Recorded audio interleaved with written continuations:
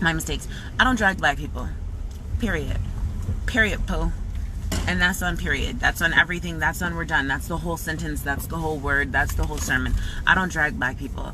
Guys, I think that the black woman is the least protected and most disrespected being in America. And while I've seen lots of black men stepping up at these protests and they've been coming out and they've been protecting us and I appreciate them, that doesn't change the reality, right, of what it normally is and what reality normally looks like for black women. So I want to be very clear, you guys. People have all of these ideas that I want to be the mayor or that I want other people to suffer because I suffered here. You are horribly and drastically incorrect. It was a horrible time for me in Rochester, and I didn't feel like anyone had my back, and I felt like everyone delighted in my suffering. Not the individual citizens, but them sometimes too, and that was the majority of everyone. So if you think that I want something bad for the mayor, you guys are crazy. I pray for Lovely all the time. I know that woman in real life. I know her. She has a child. She's a black woman. No, I don't want her to have to resign. And in fact, I don't want LaRon to have to resign. I know that man in real life. That's what he did, and that's the choice he made. But this is the problem that I have, guys, and this is why we also need to internally check ourselves. And nobody likes to be checked, right? But one of the biggest problems that we have confronting the black community is the ego. We have to be able to check ourselves. We have to be able to check one another. And I'm sorry, in the protest, we say, mic check. Guys, mic fucking check. Why are we talking about Lovely or LaRon when Mark Vaughn, Troy Talladay, and Francisco Santiago have jobs? And I wanted to say this yesterday, but I'm embarrassed to admit to you that I didn't know their names. I couldn't remember their names. And even now, I still can't. I wrote them down. That's a shame. It is a shame when we're having a conversation about the mayor resigning when the officers actually guilty of murder still have jobs. This is what we do, guys, and this is what we always do. We get distracted, and the easiest distraction is the lowest common denominator. And that's why it's so difficult to be a black person and to be an elected, especially a black elected or a black professional from the gutter, because no one likes you. You are out on this island trying to facilitate change all alone. And I know nobody wants to hear this. Nobody wants to feel sorry. But I'm sorry. I'm going to take a moment and I'm going to feel sorry for the black woman in the room. And I'm going to step up and I'm going to stand up for her. And I'm going to say this is totally BS. We should not. And now we got a white man. Now we got a white man, the king of the killers, okay? We got Mike Mazzeo coming out saying what our mayor should do and who she let down. Excuse me, sir. If you could just round up your murderers and charge them properly. I'm sorry, you're busy. You don't have time to comment on our mayor. But now we have come and we have given him this space to think that it's safe for him to attack this black woman because he thinks that we're going to jump on here and lop on with him. And that's what we're not about to do. You know what I want to talk about, guys? I don't want to talk about resignations, because I don't think it's appropriate. You know what? The reality of the situation is, if you're unhappy with the job that the mayor has done to this point or from here on, next year is an election year. And again, I don't know who you guys think I am. I really firmly believe in the democratic process. I believe in democracy. Show me what democracy looks like. Guys, democracy doesn't look like a resignation, and it doesn't look like an external body primarily made up of white men telling us whether or not we have faith in our mayor. Democracy looks like an election, and elections look like voting, and voting looks like exactly what's going to happen next year. And I'm so glad that we're bringing all of this attention to voting, because if you care so much about whether or not the mayor resigns, then I hope you're registered to vote and you're one of the first people in line come voting time. I hope you also realize that not only is the mayor's seat up next year, and that's something else you guys need to pay attention to in this whole entire production. Know that people have their own motivations for doing things. Know that next year there's a mayoral seat up. There are 5 city council seats up. I believe that somebody said every legislative district is up for election. I don't know all of the seats, but I know that there are lots of them.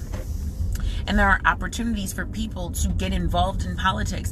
And so you may be seeing people that you've never seen before. And good for you and good for them. That doesn't mean that they're not good people, but it just means you should be aware of the fact that people may have ulterior motives in why they do things. But I do not believe for one second that it's appropriate for our mayor to resign. I don't. She's got next year there's a re-election. If you guys don't want her, there's no reason for you to have to force resignation. This woman worked her whole life for this. You guys fail to realize that when a black person works their whole life for something, it's significantly more meaningful. because our entire lives are set up to ensure that we can't receive the same level of achievement and success. So, no, I'm sorry. And I'm not trying to take anything away from Daniel Prude's family or his death or anything like that. But I think before we start demanding responsibility and accountability from our leaders, right, who were secondarily responsible, we should be talking about the people who actually were responsible for this. Also, one of the things you guys keep asking me, and I've struggled with this myself, is why is no one talking about Sandra Dorley? Generally, I say I wouldn't talk about Sandra Dorley because Sandra Dorley is the district attorney, meaning she does not have jurisdiction over this case, right? Remember, the attorney general is the one that has jurisdiction over the case. The attorney general under 147 is the one who's supposed to be conducting the investigation. So I have always thought that that's why Sandra Dorley is not being brought up in this conversation. However, recall that LaRon says literally the night of the incident, he gives the video to Sandra Dorley because it's his intention to begin an internal investigation. And I don't know what I did to you guys. You all left. So that means that that day, Sandra Dorley had knowledge of that video as well, and she did not do anything with it. Doesn't even give any indication that she's the one who gave the video to the attorney general. So the short answer for why not Sandra Dorley, why is everyone at Lovely Warren? Because we don't protect black women. So if you're black, please stop. Please stop attacking her. There are going to be plenty of white people attacking her, trust me. She doesn't need our assistance in being attacked. Instead, why don't you focus your attentions on the fact that Sandra Dorley knew about this tape as well, and she is a prosecutor, and she has the burden to do justice. That's actually her job. If anyone had some duty here, it wasn't Lovely. We feel like Lovely owed us something because we have a relationship with her, and we feel like she betrayed us. But the person who's supposed to seek justice and do justice is the prosecutor. The prosecutor has known that these men murdered someone and hasn't done a thing this entire time. But we don't attack her because she's a white woman. We protect white women in this country. Must be nice. From everyone's accounts that I've heard, yes, she had the video. LaRon was very clear that he gave her the video that day. Can we please attack the police officers? There's no reason to attack the attorney general, guys. She's doing her job. She's just doing it slowly. And taking longer than we would want her to. This is not my baby's food. Wow, this sucks so bad. I don't even know what this is. I ordered Corey. Damn, I'm about to have to go back to Burger King. Because this is not at all what I ordered. I ordered Corey. I'm irritated. Can I just take over Rochester? No, and so... Damn, I don't want to go back there. I got him a Whopper and a chicken sandwich. They gave me a cheeseburger and 2 french fries. First of all, I'm about to eat this cheeseburger, though. Guys, I've been eating such trash lately. So, what else do you guys want to talk about? Because that's really the truth. And also, did you guys just see? I just posted it. But apparently, they're saying Mike Mazzio knew about the murder before Lovely did.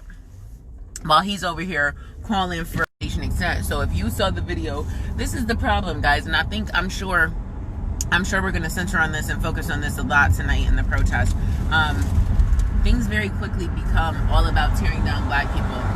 It's too easy to do, and it's too easy to get lost in, and we are easy scapegoats, and we let them do this to us sometimes, and we have to make sure that we don't do that. But I am about to ride out at 10 billion miles per hour to go get Corey's food and bring it back to him, because I want to be at the protest at 7 o'clock right now. And you can't really be late. I mean, I'll find them, but I like to be there ahead of time. So I'm going to get off of here. I'm sure I'll probably, I might speak tonight. And if I do, it'll be something along these lines. So tune in for the lives later on, guys. See you soon.